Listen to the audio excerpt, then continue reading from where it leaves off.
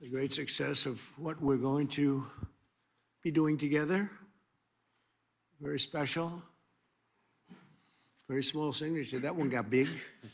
That means I guess I like the event even more so than usual. But I want to thank you all and welcome to the first meeting of the White House FIFA Task Force. I'm thrilled to be joined today by Vice President J.D. Vance. Thank you, J.D. FIFA President Gianni Infantino, FIFA Senior Advisor Carlos Cordero, and CEO of Fox Sports, Eric Shanks. Where's Eric? Where's Eric Shanks? Hello, Eric. You got a pretty good seat. I don't know. It's not bad. If I'm looking for you at this table, you should be at this table. Hi, Eric. Along with members of my cabinet, Scott Bessent, Pam Bondi, Howard Lutnick, Sean Duffy, Kristi Noem, Russ Vogt, Deputy Secretary Christopher Landau, and Deputy Secretary Steve Feinberg. I also want to welcome two of my very good friends, Bernard Arnault and Alex Arnault. They own a little company around the world. One of their smaller companies is Tiffany, and Tiffany made the beautiful trophy, and I guess it's around here someplace, not this one, the other one, wherever it may be. There it is behind me. And it's really a work of art, but I want to just welcome Bernard and Alex. Where are you? Where are you?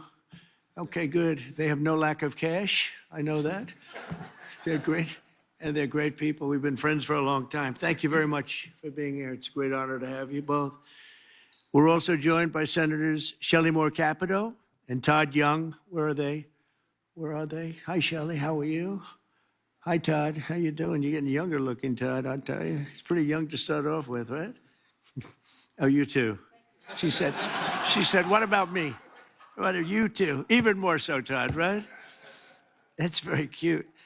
Representatives Damon LaHood and Brian Stile, thank you very much. Thank you very much, fellas. Thank you. Good. FBI Director Kash Patel is doing a fantastic job. Thank you very much, Kash. Appreciate it. And our Executive Director, Andrew Giuliani, just got the post, and he's going to be great. I know him for a long time. He's a highly competitive golfer, which, I mean, really good. And he's also a highly competitive person, and he loves what we're doing. So I want to congratulate you and your family and your father, your great father, who's the greatest mayor in the history of New York. So I want to congratulate the family. It's a big post. You better do well, Andrew. Tell him, is my golf game okay, too? I'll say, he knew what to say, see? Well, he's a smart person. That's why I appointed him. Together, this group will help plan the biggest, safest, and most extraordinary soccer tournament in history, and that's what it's going to be, Johnny. In my first term, I negotiated the return of the World Cup to America, and now in my second term, I'll have the honor of hosting the World Cup for the first time of any president in more than 30 years, and remember, we also have a few other events. I must tell you that we have the 2028 Olympic Games. We have the 250-year celebration of America. That's a big one. I don't know. Maybe that's the biggest. I don't know. That could be the biggest. But that's going to be unbelievable. It's going to be essentially, Todd, that's going to be a year-long celebration. We have the G20, and that'll be in December of 26. We have the G7, used to be the G8, by the way, and that's in 2027. And that's a lot of action we have going for the next 4 years, 3.5 years. It's going to be amazing for the country, I believe. Starting this June, the United States will host the 2025 Club World Cup, which will feature 32 elite soccer clubs from all over the world competing in 63 matches across 11 American cities, including Cincinnati, Ohio, Charlotte, North Carolina, Los Angeles, California, Nashville, Tennessee, Philadelphia, Pennsylvania. So we have it in 11 American cities all over. And these are great cities, too, and they like soccer more and more. I guess some of those cities specifically, they really love it. And next summer, we'll host the official 2026 World Cup tournament, where 48 national teams will compete in 78 matches right here in the USA. And that'll be something very, very different and very special. These events will attract millions of passionate fans around the world, including my son. I have a son that loves soccer. Barron. Nobody's ever heard of Barron, right? Have you ever heard of Barron? He's a good soccer player, too. He's a little tall for soccer, but that's okay. And over 1 billion viewers. You're going to have one of the biggest viewerships of any sport at any time. This will be a once-in-a-lifetime opportunity to showcase the beauty and the greatness of America, and we can't wait to welcome soccer fans from all over the globe. I don't know if I'm supposed to say soccer or football, because every time I say soccer, Barron and Eric say you're really saying it wrong. It's supposed to be football, but we know it more as soccer. These events will also generate tens of billions of dollars in economic activity for local businesses and create thousands and thousands of jobs for American workers. I've directed my entire team to do everything within our power to make the World Cup an unprecedented success, and that's what it's going to be. We're going to make sure of it. The State Department, the Department of Homeland Security, and every part of the U.S. government will be working to ensure that these events are safe and successful, and those traveling to America to watch the competition have a seamless experience during every part of their visit. It's going to be very special. Together, we will ensure that the 2026 World Cup will be the best-run soccer tournament the world has ever seen. This is going to blow every other tournament you did. You're going to say how terrible a job you did in the past, because this is so much better, Gianni. This is going to blow them all away. I don't want to insult my other friends from other countries, but we're going to blow them away, right? So now I'd like to introduce, and he has been a friend of mine. We fought very hard to get the event, and I think before the media came in, I said that I was very disappointed because I got the event, Johnny. I think we can say that strongly. And then I said it won't be in my term, and I won't be able to see it. And then bad things happened with the election, and now we do see it. So I just repeat that because for the press to hear, I'm sure they're thrilled to hear it. But I'd like to ask FIFA President Gianni Infantino, really one of the most powerful men in sports. It's amazing because you've done such an incredible job with soccer. Followed by Vice President J.D. Vance, then Secretary Kristi Noem, and Secretary Sean Duffy to say a few words. So Johnny, and then we'll go in that order. Thank you very much, everybody. Thank you.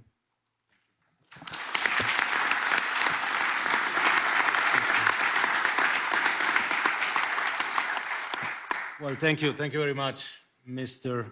President, Mr. Vice President, members of the cabinet, members of the task force, the White House task force for this incredible event, or events actually, which will be happening here in America in the year to come.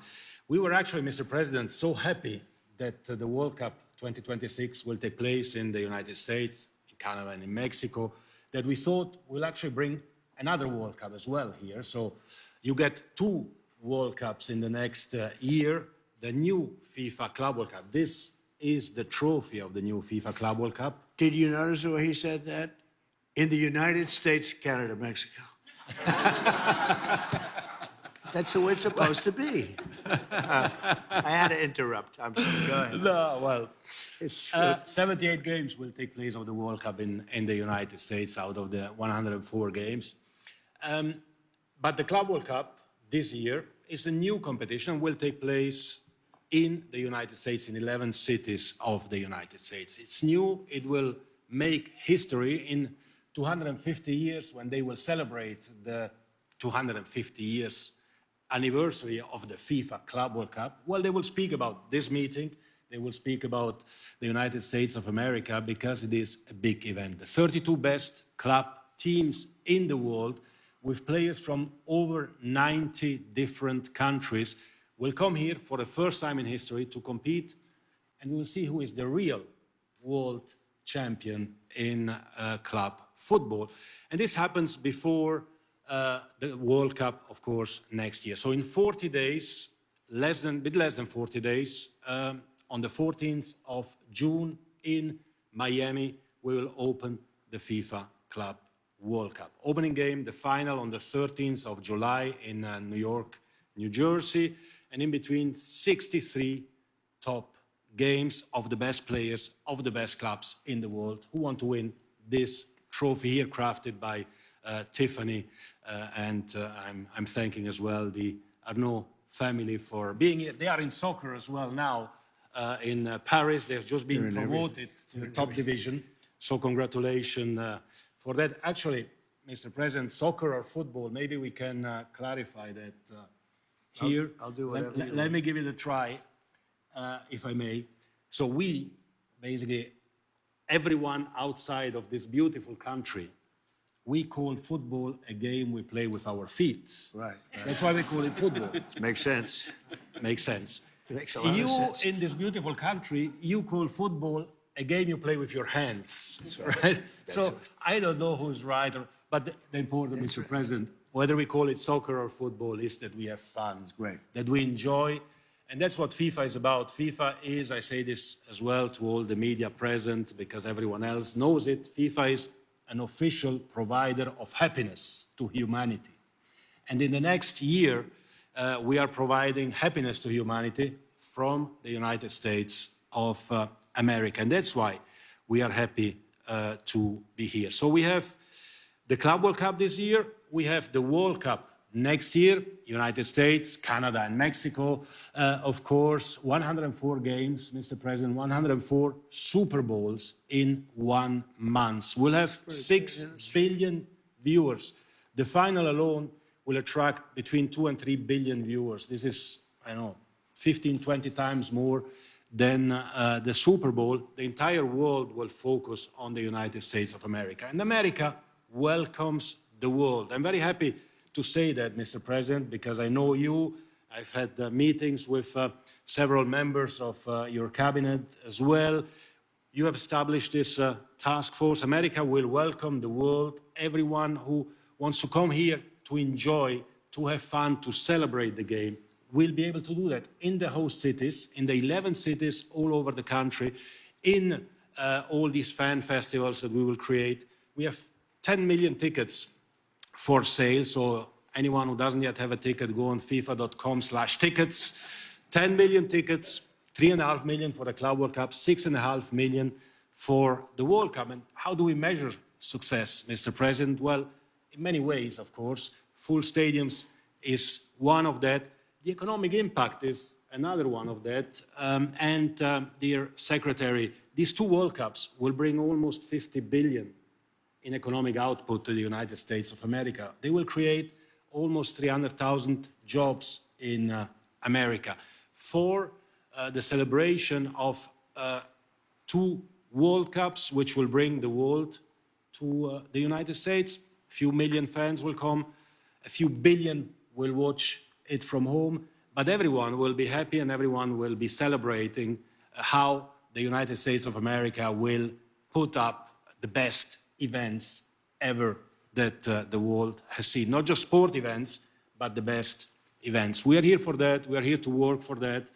We are here to work all together as a team to celebrate the United States, the 250th anniversary, as well to celebrate the world and the World Cup around a soccer ball or a football, and to make sure that everything happens as well, as you said, Mr. President, in a safe, in a secure environment. So we have, and the world has, of course, full and entire confidence in the United States and in all the partners, in all the agencies, to make sure that we will bring to the world something that they have never seen and they will probably never see again. Thank you very much. We are here for that, and I'm looking forward to these 2 World Cups. Thank you. Thank you, Mr. President.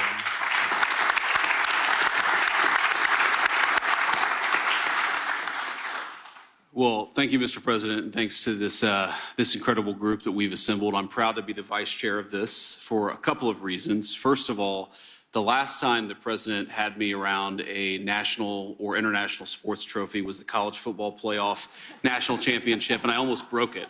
And so I appreciate the president giving me a second chance here. But as all of you know, soccer is a sport of incredible grace and finesse and beauty. These are three things that have nothing to do with politics, and so we're thrilled to have the FIFA World Cup in the United States of America. I think that you'll see the very best of the United States of America, both in athletic competition, but also in hospitality, something our boss knows quite a bit about. And so we're excited to have you. We're excited for this event, and we will do everything at the government level to make this thing as successful as we can. And I will say, before I turn it over to the next speaker, that, of course, everybody is welcome to come and see this incredible event. I know we'll have visitors probably from close to 100 countries. We want them to come. We want them to celebrate. We want them to watch the game. But when the time is up, they'll have to go home. Otherwise, they'll have to talk to Secretary Noem, who I'll turn it over to now. Well, thank you, Mr. President. Thank you so much for dreaming big dreams and doing unprecedented things. Your entire life you have stood for doing things that other people thought they couldn't do and accomplishing unprecedented events and achievements. And so this is one of those events that I think is going to be remarkable and will stand the test of time as the world's greatest sporting event ever held and conducted. You are honoring us by agreeing to be the chairman of this event. The vice president has greatly honored us by being the vice chair. And also we have a remarkable leader in Andrew Giuliani, who stepped up and will be the executive director of making sure that we're not just conducting and hosting people from all around the world, but that we're also doing it safely. You have tasked our department, the Department of Homeland Security, with making sure these events are safe and secure. And it will be a challenge, but one that we welcome, because we know that America is in a place where we invite people to be a part of our livelihood. We want to expose all of the American people to the wonders of this sport. And I believe that the old proverb that says, what you see with your eyes, you carry with your heart, is what will happen when we host this event.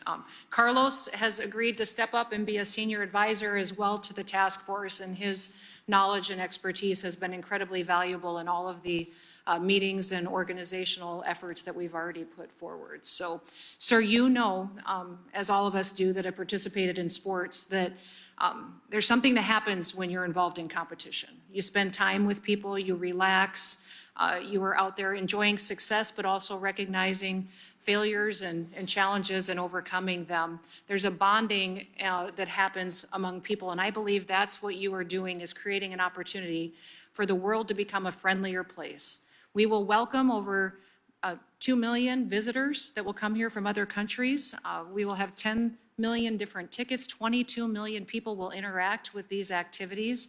And it is an opportunity to have people bond with each other, to create a friendlier world where we will be able to do business. We'll be able to enjoy their visits here. We will take care of their documentation and travel documents, and it will go smoothly, and we will make sure that they can come and enjoy and bring their families and friends and make memories together. It's going to be incredibly special. So thank you for leading at an unprecedented time and doing so with big visions for the future. Thank you for doing this. Thank you very much, Christy. Appreciate it.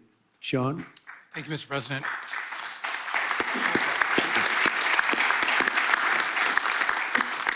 11 U.S. cities, 78 games in the U.S., and I think you said it's just like 78 Super Bowls next summer in the U.S. So this is massive, Mr. President.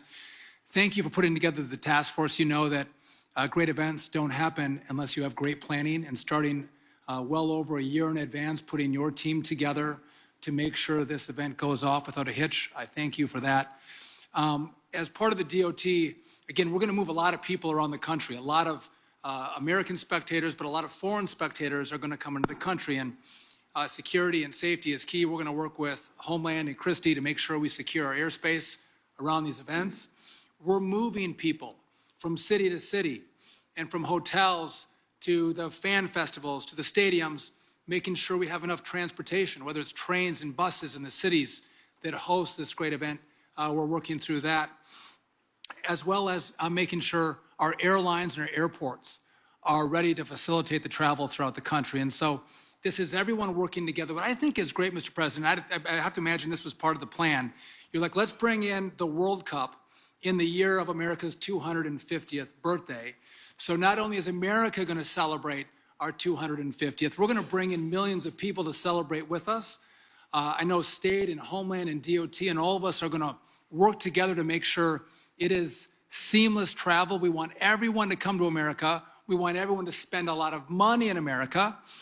By the way, as part of the DOT's 250 celebration, we're going to encourage everyone to go on a road trip, Mr. President, to celebrate our great country. And so if you're coming to see some soccer, not football or soccer, go on a road trip. See America.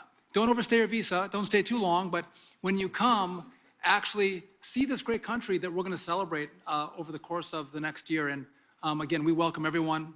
This team is going to work full-heartedly together to make sure these events go off without a hitch, and we're all able to celebrate the great athletes from around the world, 48 countries coming in to compete in our great country. So thank you, Mr. President. Thank you very much, Sean. Thank you.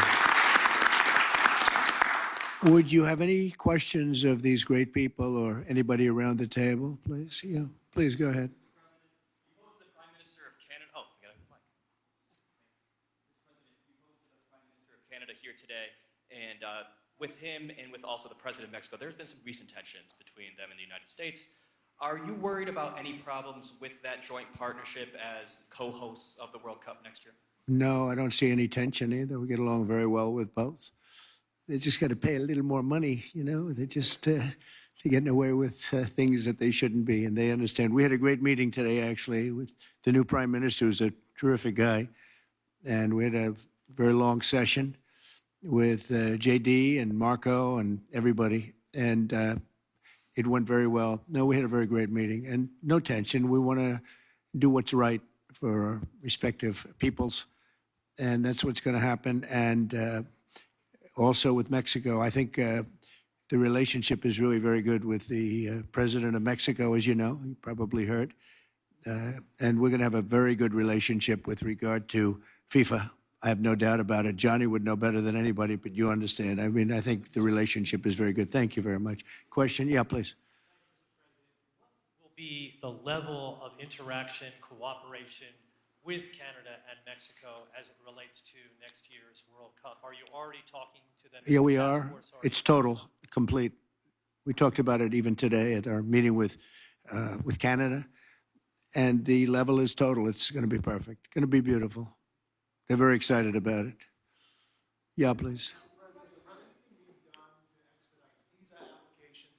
Around the world who want to come to the United States for the World Cup. Yeah. And if I may, just a second question for maybe Mr. Duffy. Secretary Duffy, is there anything long-lasting transportation-wise that Americans can expect from infrastructure being built for the World Cup? So we'll start with Christy in terms of the applications. Absolutely. This summer, by hosting the club championships, we're processing those travel documents and visa applications already and working with Carlos and Johnny and their team to make sure that they're done timely and being proactive of it. And that is obviously going to be a precursor to what we can do next year for the World Cup as well. So it is all being facilitated. We appreciate the partnership that we've got on all of this with the State Department as well.